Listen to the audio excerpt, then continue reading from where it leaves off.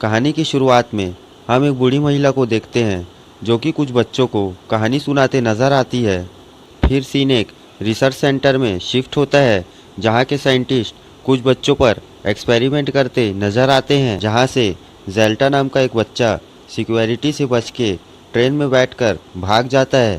तभी सीन गोवा में शिफ्ट होता है जहाँ एक पुलिस कमिश्नर फ्रांसिस के बारे में पूछता हुआ नजर आता है। तभी हम वहाँ फ्रांसिस को देखते हैं जो कि विलन से फाइट करता हुआ नजर आता है। तभी हमें पता चलता है कि कॉल्ट और फ्रांसिस दोनों बाउंड्री हंटर्स है। तभी सीन में एंजिला की एंट्री होती है और हमें पता चलता है कि वहाँ भी एक बाउंड्री हंटर है। हम देखते हैं कि एंजिला और फ्रांसिस डिसूजा को लेकर पुलिस कमिश्नर के पास चले जाते हैं, जहां बाउंड्री रिवार्ड को लेकर दोनों के बीच में झगड़ा हो जाता है। जहां हमें पता चलता है कि पास्ट में फ्रांसिस और एंजिला दोनों रिलेशन में थे और किसी बात को लेकर दोनों के बीच में झगड़ा हो जाता है। उसी के बाद से दोनों राइवल्स बन जाते हैं।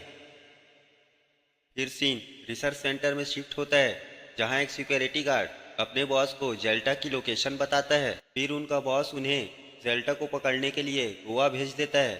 फिर हम देखते हैं कि वही पुलिस कमिश्नर फ्रांसिस और एंजिला को अलग अलग ले जाकर मुंबई के जित्तू नाम के गैंगस्टर को पकड़ने के लिए कहता है और इनाम में 15 लाख रुपए देने की बात कहता है।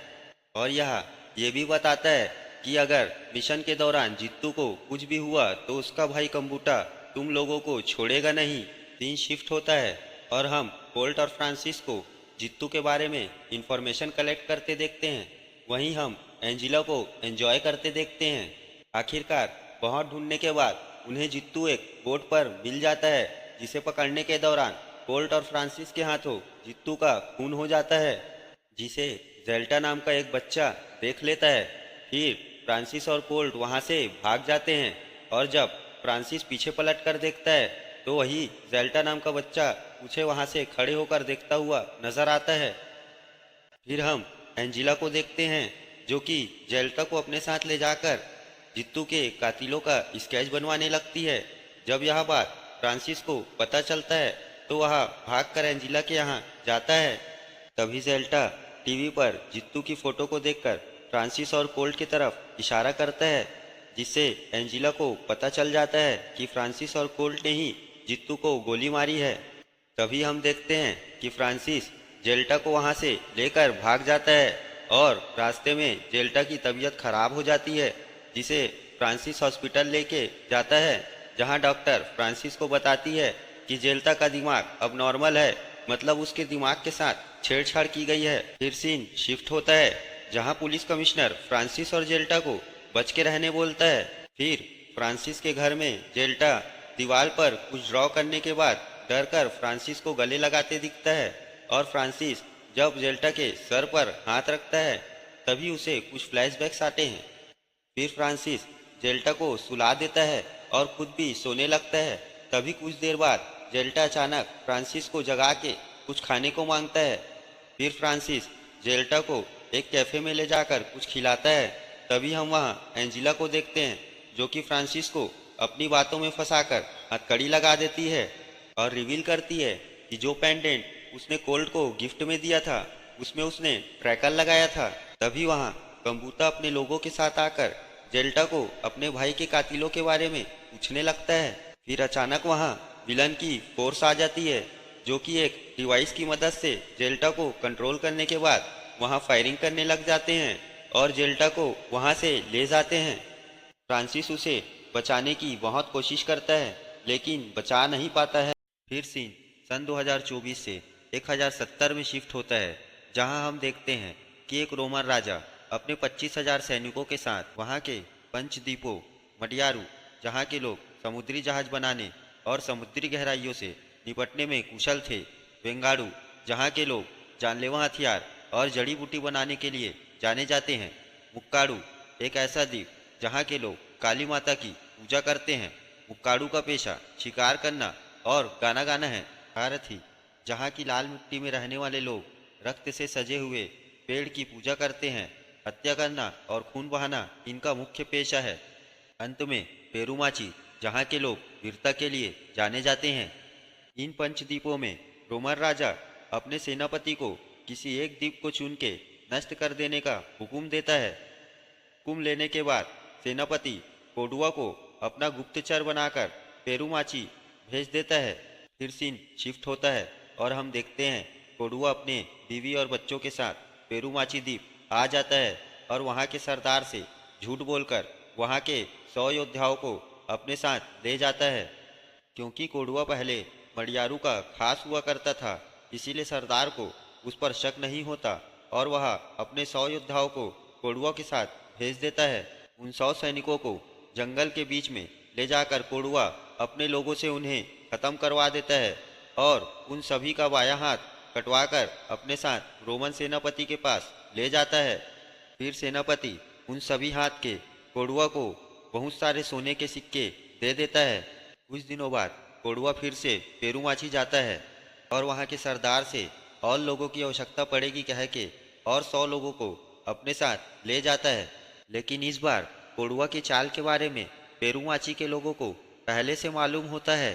फिर कुछ दूरी में सरदार का बेटा कंगुआ वहाँ आकर कोडुआ के लोगों से फाइट करता है और कोडुआ को अपने साथ पेरुमाची ले जाता है, जहाँ उसे जिंदा जला दिया जाता है और पेरुमाची द्वीप के लोग उसकी बीवी और बच्चों को भी जलाने की बात कहते हैं। फिर कोडुआ की बीवी कंगुआ को अपने बच्चे का हाथ देकर उसकी रक्षा करने को कहती है और फिर आग में कूद जाती है। फिर सीन शिफ्ट होता है, जहां हम देखते हैं कि रोमन सेनापति अराथी द्वीप के राजा उथीरन से मिलने जाता है और पेरुमाची पर हमला करने कहता है। फिर उथीरन उसकी बात मानकर अपने बेटों और सिपाहियों को पेरुमाची पर हमला करने के लिए भेज देता है, जहां उसके बेटे कंगुआ और सिपाहियों के बीच में युद्ध शुरू हो जाता है। उसी समय कंगुआ उस बच्चे को तलवार लाने के लिए भेजता है। फिर हम देखते हैं कि वह बच्चा उसी तलवार को कंगुआ के सीने में घुसाकर भाग जाता है, क्योंकि कंगुआ के वजह से उसके पिता कोडुआ को जिंदा जला दिया गया था। जख्मी होने के बाद भी कंगुआ सबको खत्म कर देता है। फिर सीन पेरुमाची द्वीप में शिफ्ट होता है, जहाँ के लोग उस बच्चे को वहाँ से निकालने की बात कहते हैं, यह जानते हुए भी कि वह बच्चा कंगुआ को मारना चाहता है। कंगुआ उस बच्चे को लेकर उस द्वीप को छोड़कर चले जाता है, क्योंकि कंगुआ ने उस बच्चे की माँ को उसकी रक्षा करने का वादा किया होता है। फिर सीन आर्थी द्वीप में शिफ्ट होता है, जहाँ का राजा उथीरन कंगुआ से अपने बेटों की मौत का बदला लेने की कसम खाता है। फिर सीन शिफ्ट होता है और हम देखते हैं कि उस बच्चे के ऊपर मगरमच्छ ने हमला कर दिया है, जिसे कंगुआ बचा लेता है। हम देखते हैं कि वह बच्चा कंगुआ को पसंद नहीं करता है, लेकिन कंगुआ उसकी हर ज़रूरतों को पूरा करता है। फिर सीन आरथी द्वीप में शिफ्ट होता है, जहाँ का राजा उथीरन रोमन सेनापति को जान से मार देता है और कंगुआ से खुद बदला लेने की बात कहता है।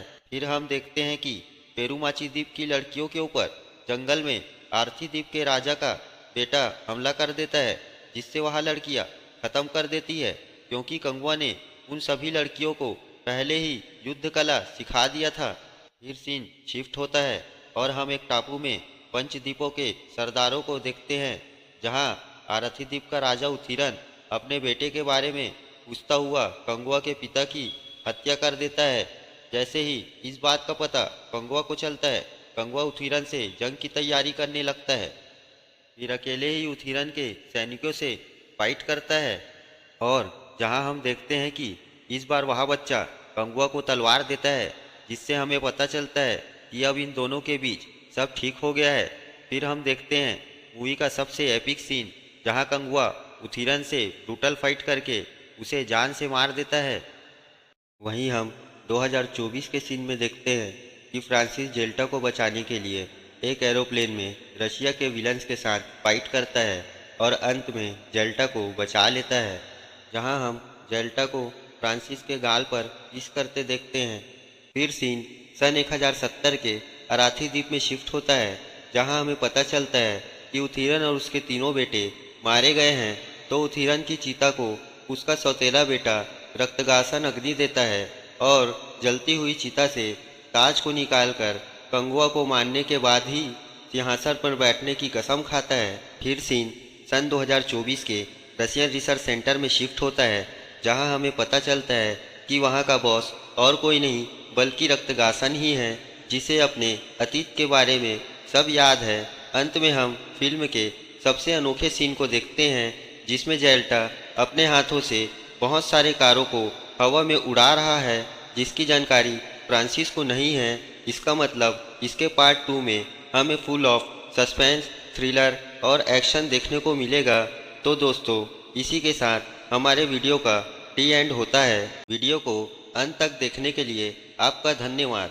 अगर अभी तक आपने हमारे चैनल को सब्सक्राइब नहीं किया है तो जल्दी से चैनल को सब्सक्राइब कीजिए और नोटिफिकेशन बेल को ऑन कर दीजिए, जिससे हमारे आने वाले मूवी एक्सप्लेनेशन वीडियोस की जानकारी आपको मिल जाए।